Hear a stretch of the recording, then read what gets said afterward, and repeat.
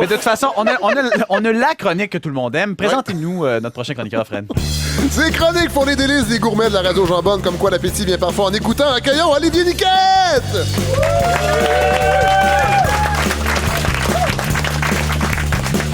Olivier! Et que ce thème-là est long. Que la musique ben finisse. oui. Ben ouais. Bon. Ben, je suis très excité par le retour d'Occupation Double cette semaine qui intègre cette année un volet de participation citoyenne en permettant au public de voter pour ceux et celles qu'ils aimeraient voir effectuer des rapprochements dans le spa. Et mon choix est déjà fait, je vote pour Ariane. Paris Hilton, c'est mon idole parce qu'on me compare souvent à elle parce que je suis blonde avec mon petit chihuahua. Bon. Ma plus grande qualité, c'est ma détermination. Ça va bien? Moi, quand je veux quelque chose, je l'ai. Tu veux quelque chose, faut que tu l'as. Et c'est vrai que pour avoir l'air aussi nouille que Paris Hilton, ça prend beaucoup de détermination. Sinon, lundi soir était diffusé le documentaire d'Yves Desgagnés intitulé La Première. Et c'était d'ailleurs la dernière fois que je regardais un documentaire à TVA. 7 minutes d'attentat suivies de 53 minutes d'infopub. Mais Carl Monette de Radio X est quand même parvenu à analyser le bout où Mme Marois dit que son seul souci au moment de l'attentat, c'était de rassurer les gens dans la salle. C'est plus tard qu'on lui a expliqué qu'il y avait un tireur fou. Parce qu'entre vous et moi, là, elle serait pas revenue si elle l'avait su. Hein? On connaît Pauline, hein? La plupart des gens, là, seraient pas... Ben oui, mais ça, je te dis, mais encore plus là. elle, là. Tu comprends? Si elle avait su que c'était un débile avec une arme à feu en arrière, hey, ça aurait pas été long que, écoute, elle aurait passé par-dessus tout le monde pour se sauver, là. Bon, une autre affaire devant laquelle le PQ aurait reculé, les fous dans la tête avec des guns. Pour rester dans la réécriture de l'histoire, Stéphane Gendron de Radio X à Montréal s'inquiétait de son côté des nouveaux cours d'histoire proposés par le PQ. Ça devient romancé à un moment donné, de Lorimier. Qu'est-ce que tu veux? Moi, là, les 12 pendus au pied du courant, je suis pour ça, moi. Qu'on ait pendu ces 12 personnes-là. Pourquoi? Parce que c'était la mode dans le temps.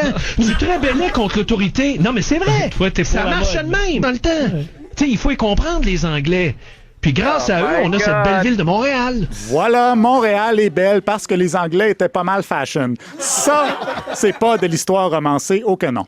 D'autre part, suite au vandalisme commis envers une mosquée de Saguenay, le maire de la ville, Jean Tremblay, a insisté pour dire qu'il ne fallait pas se faire du sang de cochon puisque les Saguenayens sont très, très accueillants.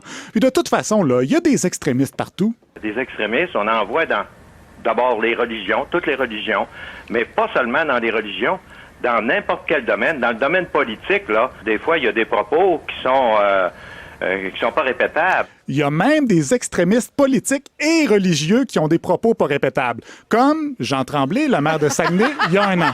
Nous, les mous canadiens-français, on va se faire dicter comment se comporter, comment respecter notre culture par une personne qui arrive d'Algérie. On n'est même pas capable de prononcer son nom. Je comprends pas pourquoi il y a de l'intolérance au Saguenay, c'est très bizarre. C'était aussi cette semaine le retour de la commission Charbonneau qui s'attaquera bientôt aux syndicats. Évidemment, Éric Duhem jubile. Est-ce que c'est la mafia qui a infiltré les syndicats ou les syndicats qui ont infiltré la mafia? Parce qu'aux États-Unis, c'est clair. Aux États-Unis, c'est clair que c'est la mafia qui a infiltré les syndicats. Au Québec, moi, je pense que les syndicats sont plus puissants que la mafia et je pense que c'est eux qui ont pris le contrôle de la mafia. Rien de moins. C'est sans doute pourquoi, au sein de la mafia, les assassinats nocturnes sont payés en double et pourquoi les mafiosi peuvent prendre de très longues vacances pour faire du camping dans des sacs de couchage de béton.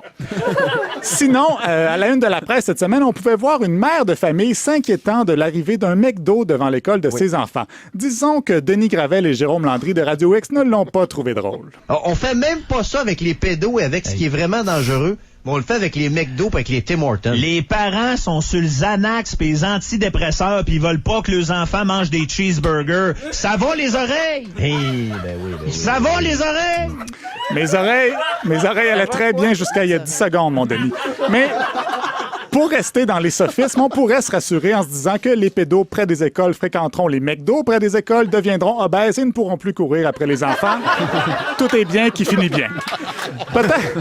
Peut-être aussi qu'il faudrait interdire les dentistes près des écoles. Ben oui, c'était dans les journaux cette semaine, là, un dentiste est accusé d'avoir mis son instrument dans la bouche d'une patiente. Reconstitution. Le dentiste, il gèle sa patiente, puis il demande un échange de services. Je sais que je peux cracher. C'est pas bon, dentiste. Je sais que je peux cracher. Ouais, peut-être que vous auriez été mieux d'avaler cette fois-là, monsieur Dutrisac. C'est tout, tu finis de même. Ben, oui,